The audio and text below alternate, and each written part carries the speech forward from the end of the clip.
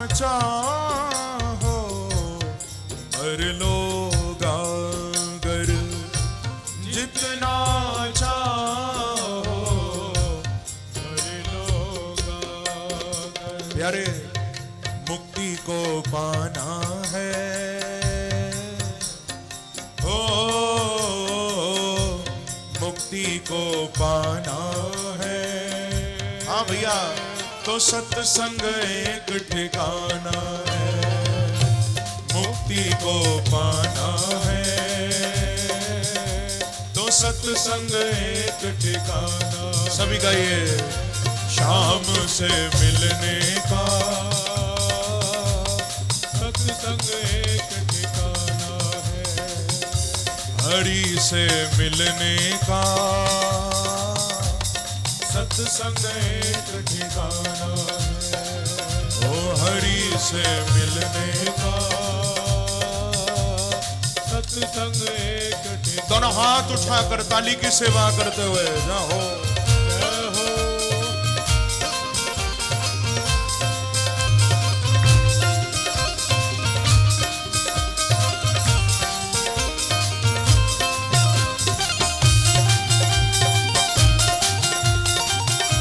एक बार कहिए हरि बोल।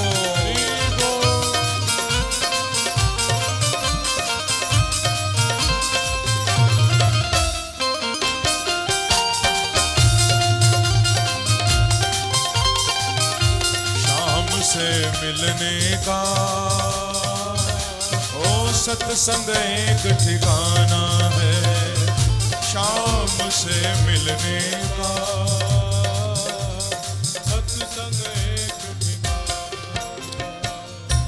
जब आप सत्संग में आओगे कभी ज्ञान की गंगा बहेगी, कभी भक्ति की धारा बहेगी। ज्ञान भी मिलेगा, भक्ति भी मिलेगी, जीवन में वैराग्य भी आएगा। ज्ञान भक्ति की बहती गंगा, ज्ञान भक्ति की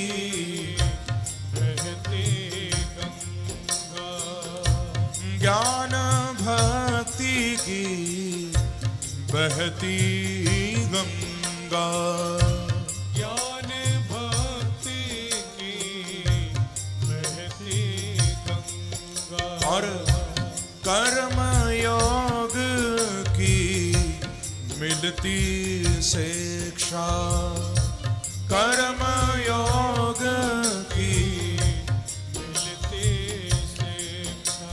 ओ कर्म योग की मिलती शिक्षा, कर्म योग की मिलती शिक्षा।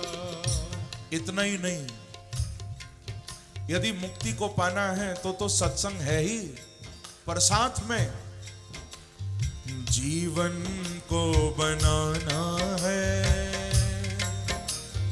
ओ जीवन को बनाना है। हाँ प्यारे तो सत्संग एक ठिकाना है, जीवन को बनाना है तो सत्संग एक ठिकाना। कई भाव से शाम से मिलने का सत्संग एक ठिकाना है, ओ शाम से मिलने का सत्संग एक ठिकाना है, हरि से मिलने का सत्संग एक ठिकाना है, हरि से मिलने का सत्संग। पीछे वाले भक्त भी दोनों हाथ उठाकर ताली की सेवा करते हुए जय हो जय हो।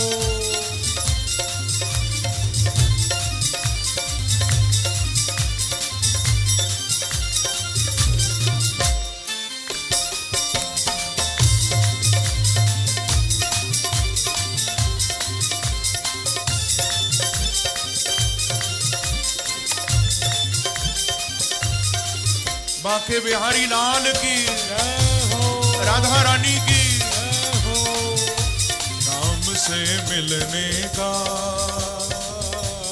सत्संग एक ठिकाना है श्याम से मिलने का, सत्संग एक ठिकाना है। काम क्रोध मद लोभ छुड़ावे, काम क्रोध मद लोभ छुड़ावे, काम क्रोध मद लोभ छुड़ावे, काम क्रोध मद लोभ छुड़ावे। ओ विषयों की आंधी से बचावे, विषयों की आंधी से बचावे, हो विषयों की आंधी से बचावे, विषयों की आंधी से बचावे। यदि कुछ पाना है ओ, यदि कुछ पाना है हाँ प्यारे, तो सत्संग एक ठिकाना है। यदि कुछ पाना है तो सत्संग एक ठिकाना। गाइए शाम से मिलने का, ओ सत्संग एक ठिकाना है शाम से मिलने का, सत्संग एक ठिकाना है। ओ हरि से मिलने का सत्संग एक ठिकाना है, हरि से मिलने का सत्संग कई भाव से शाम से मिलने का, सत्संग एक ठिकाना है शाम से मिलने का, सत्संग एक ठिकाना है, हरि से मिलने का सत्संग एक ठिकाना है, हरि से मिलने का सत्संग एक ठिकाना है। ओ शाम से मिलने का सत्संग एक ठिकाना है, शाम से मिलने का सत्संग एक ठिकाना है। शाम से मिलने का सत्संग एक ठिकाना है, शाम से मिलने का सत्संग एक ठिकाना। हो सत्संग एक ठिकाना है, सत्संग एक ठिकाना है। बोलो वृंदावन बिहारी लाल के जय जय श्री राधे। तो ये कथा सत्संग ये भगवान से मिलने का एक माध्यम है, एक ठिकाना है, क्योंकि मेरे प्रभु स्वयं ये बात कह रहे हैं कि मत कथा वाचकम नित्यम, मत कथा श्रवणे रतम, मत कथा प्रीति मनसम, नाहं त्यक्षामि तम नरम। भगवान स्वयं ये बात कहते हैं, मत कथा वाचकम नित्यम। जो नित्य मेरी कथा को गाते हैं, ध्यान से सुनना, भगवान कह रहे हैं कि जो मेरी कथा को नित्य गाते हैं, वाचन करते हैं, जो मेरी कथा को नित्य सुनते हैं, या मत कथा प्रीति मनसम, जो मेरी कथा से प्रेम करते हैं, बांके बिहारी कहते हैं कि मैं सबको छोड़ सकता हूं, लेकिन ऐसे भक्तों को कभी छोड़ के कहीं नहीं जाता हूं। तम नरम अहम न त्यक्षामि, मैं ऐसे भक्त का त्याग नहीं करता, कभी छोड़ता नहीं हूं उसे। आगे बड़ा सुंदर प्रसंग प्रारंभ हुआ है, ध्यान देकर सुनिएगा। कह रहे हैं, नैमिषे निमिष क्षेत्रे ऋषयः शौनकादयः सत्रम स्वर्गाय लोकाय सहस्त्र सममासत। पवित्र तीर्थ नैमिषारण्य में श्री सूत जी के चरणों में 88,000 शौनकादि ऋषि एकत्रित हुए और सूत जी के चरणों में 6 प्रश्न किए हैं। एक बार कहिए श्री राधे। श्री राधे। ये 6 प्रश्न बड़े ही प्यारे हैं। पूछा कि हे सूत जी, आप हमें कृपा करके बताइए, जितने भी शास्त्र हैं उन सब का सार क्या है? पहला प्रश्न। दूसरा प्रश्न किया कि संसार में जीव को कल्याण कैसे मिले, कल्याण का सरल मार्ग कौन सा है, आप बताइए। तीसरा प्रश्न कर रहे हैं कि सूत जानासि भद्रम ते भगवान सत्वतां पति देवक्यां वसुदेवस्य जातो यस्य चिकीर्षया।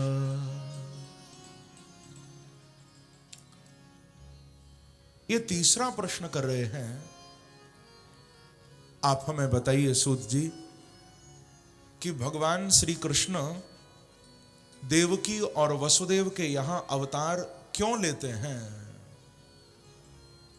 स्वावतार प्रयोजनम, यानी भगवान के अवतार का प्रयोजन क्या है, क्यों अवतार लेते हैं भगवान। चौथा प्रश्न किया कि अब तक भगवान के कितने अवतार हुए हैं, क्या उनकी कोई गिनती कर सकता है? 1 अवतार लिया, 10 अवतार लिए, 20 अवतार, कितने अवतार लिए अब तक? ये चौथा प्रश्न किया। पांचवा प्रश्न किया कि किस अवतार में भगवान ने कौन सी लीला की, ये भी आप बताओ हमें। किस अवतार को लेकर किस लीला को संपादित किया, ये भी हम जानना चाहते हैं। अंतिम प्रश्न कर रहे हैं कि ब्रूहि योगेश्वरे कृष्णे ब्रह्मण्ये धर्मवर्मणि स्वां काष्ठा मधुनोपेते धर्मः कम शरणं गतः। ये अंतिम प्रश्न किया कि जब भगवान श्री कृष्ण लीला का संवरण करके अपने परम धाम चले गए, तो भगवान के जाने के बाद धर्मः कम शरणं गतः, धर्म किसकी शरण में गया, ये छठा प्रश्न किया। इन प्रश्नों का उत्तर देते हुए सूत जी ने सर्वप्रथम नर नारायण को प्रणाम किया। नारायणम नमस्कृत्य नरम चैव नरोत्तमम, मां सरस्वती को वंदन किया। वेद व्यास जी को प्रणाम किया। अपने पूज्य गुरुदेव श्री सुखदेव जी को वंदन किया और फिर ऋषियों को उत्तर देते हुए भागवत के प्रथम स्कंद के 3 अध्याय में भगवान के अवतारों के बारे में बताया। इन्होंने पूछा था ना कितने अवतार हुए, तो पहले अवतारों के संबंध में बता रहे हैं। कहते हैं कि ऋषियों अवतारा ह्यसंख्येया। वैसे तो भगवान के अवतारों की गिनती कोई भी नहीं कर सकता, उनके अवतार तो अनंत हैं।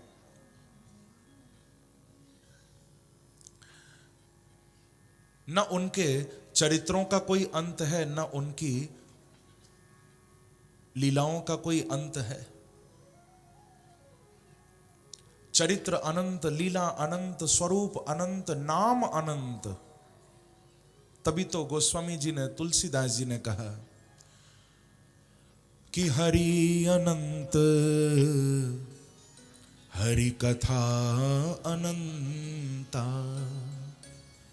कहीं सुनहीं बहुविधि सब संता। हरि अनंत हैं, उनकी कथाएं भी अनंत हैं, कोई पार नहीं पा सकता। तो सूत जी कह रहे हैं कि ऋषियों फिर भी जहां भगवान ने विशेष रूप से कुछ लीलाएं की हैं, ऐसे परमात्मा के 24 अवतार हुए हैं। वैसे तो अनंत हैं अवतार, आज भी न जाने कितने रूपों में, न जाने किस भक्त को वो दर्शन दे रहे हैं। कल भी आप लोगों ने सुना था ना, युधिष्ठिर के लिए तो गधे में से भी भगवान आ गए थे, कल मैंने सुनाया था ना। तो ऐसे तो उनके अनेकों रूप है। मालूम है नामदेव जी को कुत्ते में भगवान दिखाई दे गए। मैं सुनाया करता हूं, नामदेव जी अपने घर में भगवान के लिए भोग बना रहे थे। पंढरपुर में ये भक्त हुए श्री नामदेव जी, महाराष्ट्र के महान संत। नामदेव जी भोग बना रहे थे, रोटियां अभी सेकी थी। सोचा कि थोड़ा पानी ले आऊं, फिर रोटियों के साथ सब्जी रख के भगवान को भोग लगाऊंगा। पानी लेने के लिए उठे, इतने में एक कुत्ता आया इनकी कुटिया में। उसने मुंह में रोटी दबाई और रोटी लेकर भागने लगा। जैसे ही नामदेव जी ने उस कुत्ते को रोटी लेकर भागते देखा, नामदेव जी उस कुत्ते के पीछे घी की कटोरी लेकर भागे और बोले कि प्यारे थोड़ा घी तो लगा दूं, फिर तुम रोटी खा लेना, इतनी जल्दी क्या हो रही है? सूखी रोटी खाओगे तो पेट में दर्द हो जाएगा। प्यारे कहकर, परमात्मा कहकर, भगवान कहकर उस कुत्ते के पीछे भागे। घी की कटोरी लेकर जैसे ही नामदेव जी के हृदय का ये भाव ठाकुर जी को मालूम चला, तो कुत्ता तो गायब हो गया, कुत्ते के अंदर से साक्षात बांके बिहारी प्रकट हो गए। बोलो भक्त वत्सल भगवान की। कुत्ते में से भगवान निकल के आ गए। कहने का अभिप्राय, हमारी श्रद्धा सच्ची है तो भगवान तो कण कण में बैठे हुए, पर फिर भी जहां विशेष रूप में प्रभु ने लीला की, ऐसे 24 अवतार बताए हैं। स एव प्रथमम देवः कौमारम सर्गमास्थितः चचार दुश्चरम ब्रह्मा ब्रह्मचर्यमखंडितम। सबसे पहला अवतार भगवान ने जो लिया है, वो ब्रह्मा के 4 पुत्रों के रूप में लिया। सनक, सनंदन, सनातन और सनत कुमार। ये ब्रह्मा के जो 4 पुत्र हैं, ये चारों भगवान का ब्रह्मचर्य अवतार है, चारों भगवान का अवतार है। दूसरा अवतार श्री नारद जी के रूप में लिया। तीसरा अवतार शौकरम बपुहु वाराह बन के प्रकट हुए। चौथा अवतार नर नारायण के रूप में लिया।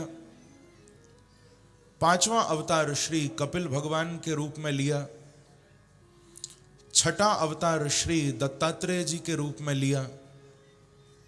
सातवां अवतार यज्ञ नारायण के रूप में, यज्ञ भगवान के रूप में लिया। आठवां अवतार श्री मेरु देवी के गर्भ से ऋषभ देव के रूप में प्रकट हुए।